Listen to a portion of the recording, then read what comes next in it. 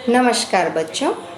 आज हम पाठ 3 कुत्ते की वफादारी इसका अभ्यास करने जा रहे हैं। उसके लेखक है लल्लू भाई रबारी। प्रस्तुत कहानी लेखक में अपने स्वामी के प्रति जानवर की वफादारी को उजागर किया, यानी कि जानवर कितना वफादार होता है ना, यह बात हमें बताई गई है। कभी कभी जल्दबाजी में काम करने से पछताने की नौबत आती है। जल्दबाजी में यानी कि जल्दी जल्दी हम कोई काम करते हैं तो हमें पछताना पड़ता है। तो यहाँ हमें ये भी सिखाया गया है कि हमें कोई भी काम करे तो बिना सोचे समझे नहीं करना चाहिए। लेखक ने यह बात कुत्ते और बंजारे की इस कहानी के माध्यम से हमें बताई गई है। उत्तर गुजरात के पाटण जिले में राधनपुर नाम का एक छोटा सा नगर है। नगर यानी कि शहर है। वहाँ एक तालाब है जिसके तट पर एक कुत्ते की समाधि है। समाधि और वो भी कुत्ते की। यह जानकर आश्चर्य होता है ना हमें कि कुत्ते की थोड़ी ना समाधि लगाई जाती है।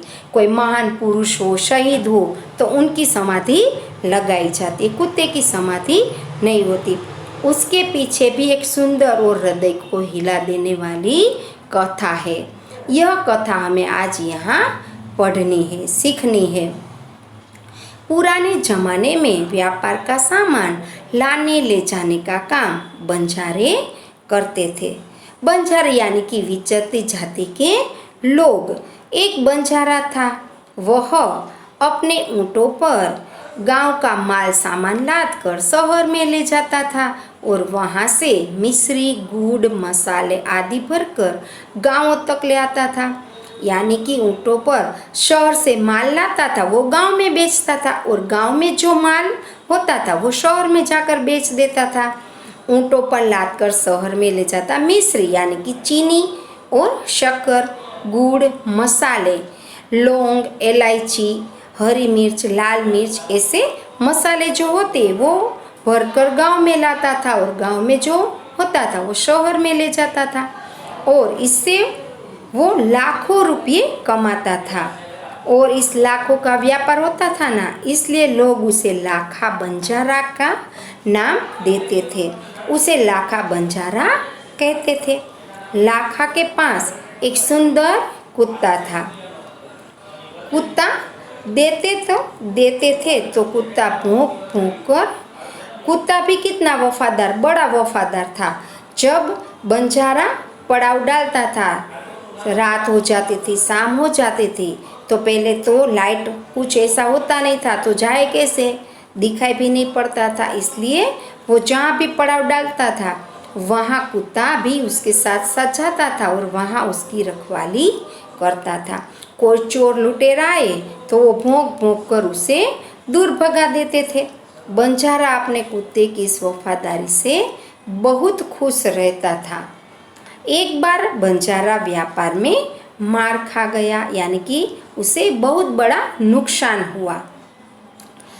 रुपयों की ज़रूरत आ पड़ी। अब नया सामान लेना होता है तो रुपयों की ज़रूरत तो पड़ती है ना, उसके बिना तो सामान नहीं आता और वो बेचेगा कैसे, बेचेगा नहीं तो उसके पास पैसे नहीं आएंगे, इसलिए रुपयों की ज़रूरत पड़ी।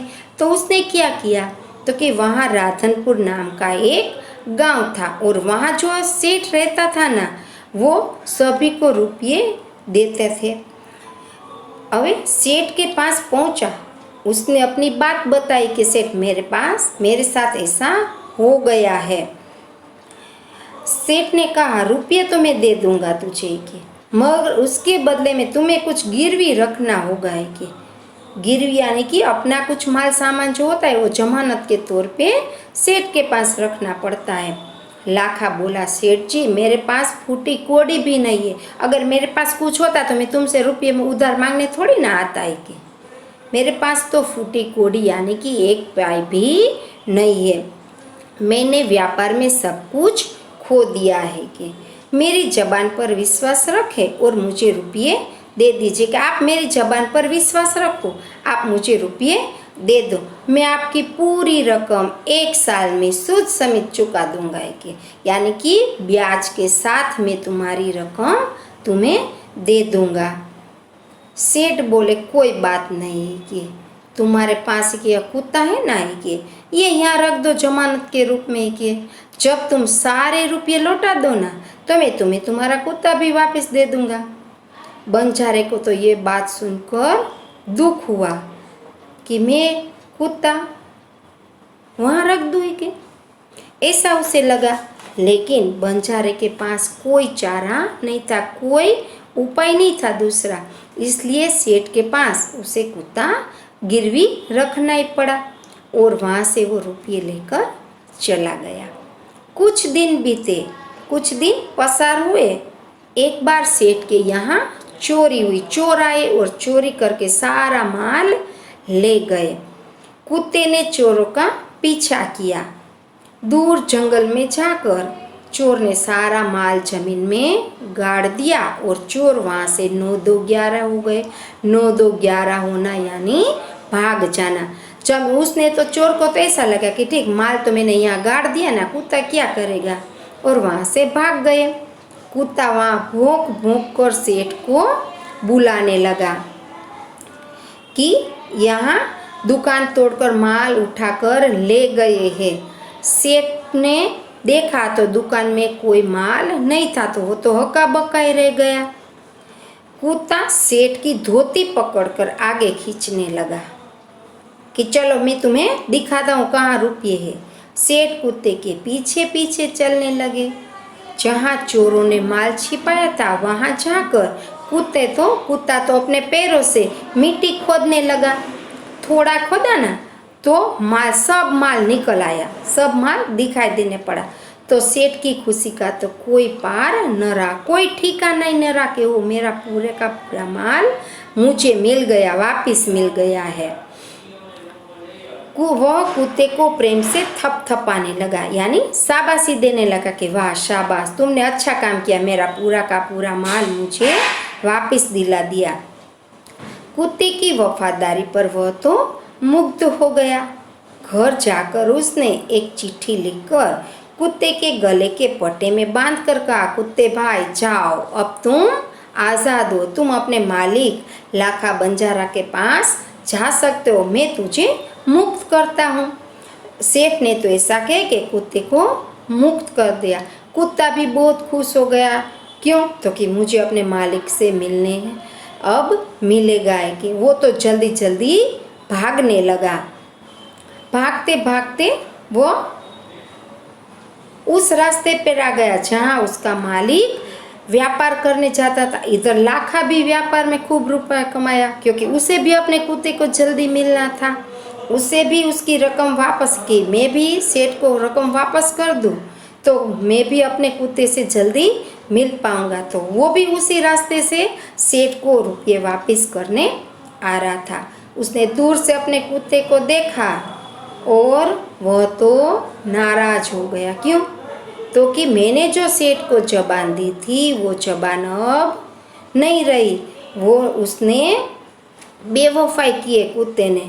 उसे मालूम ही था कि मैं तो उसे वहाँ से छोड़ा लाऊंगा। उसने बेवफाई की। अब मैं सेठ को क्या मुंह दिखाऊंगा? उसे ऐसा लगा है। कुत्ता तो वैसा आया नहीं था ऐसे, लेकिन बंजारे को ऐसा लगा। उसने तो आव देखा न ताव, यानी कि कुछ सोचा न समझा न कुछ विचार किया, बस कुत्ते के माथे पर लाठी का प्रहार कर दिया। लाठी से कुत्ते को मारने लगा।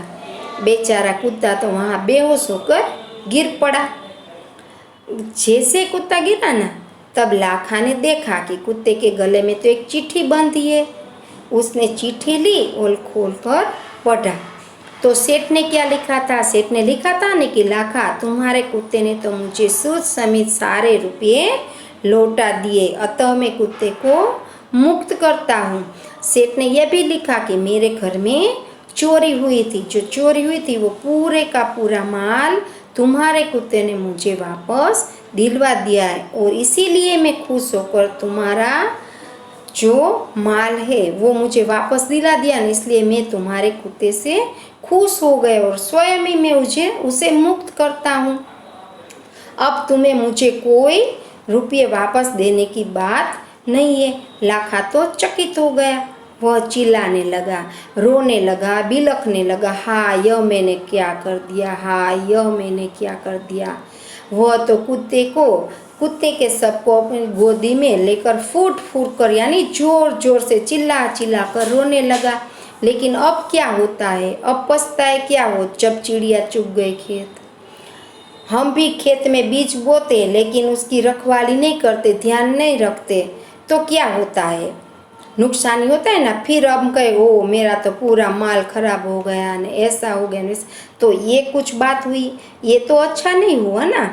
उसने उस वफादार कुत्ते की समाधि बने और पछतावे के तौर पर लाखा ने क्या किया, पाटन जिले के राधनपुर के तालाब के पास कुत्ते की समाधि यानी कि स्मारक बनाया।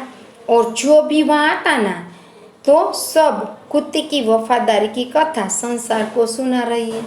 तो सब कोई आए तो पूछे ना कुत्ते की समाधि ये क्या बात हुई, कुत्ते की समाधि थोड़ी लगती है।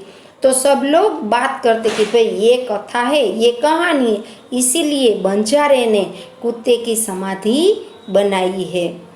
और सारे संसार को भी सीख मिलती है कि हमें कोई भी काम करे तो सोच विचार के करना चाहिए, बिना सोचे समझे हमें कोई काम करना नहीं चाहिए। अच्छी तरह से सोचे सूझबूझ के साथ हमें काम करना चाहिए। इस कहानी से हमें यह सीख मिलती है कि हमें भी कोई भी काम करें हम भी तो हमें सोच समझ कर काम करना चाहिए ताकि हमें पछताने की नौबत न आए। आभार।